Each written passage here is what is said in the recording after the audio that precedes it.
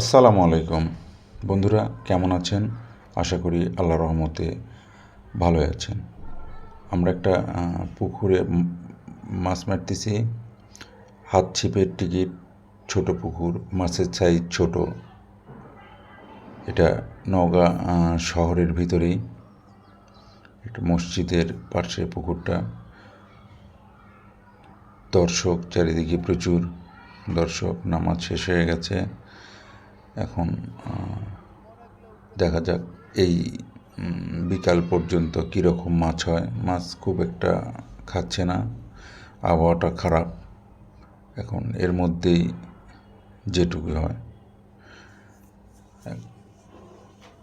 আপনারা দেখতে থাকুন। আর সারাদিন পরে এই যে মাছের অবস্থা, সে মোটামুটি খুব একটা ভালো না, খারাপও না। ইনশাল্লাহ আল্লাহ যেটুক দিচ্ছে।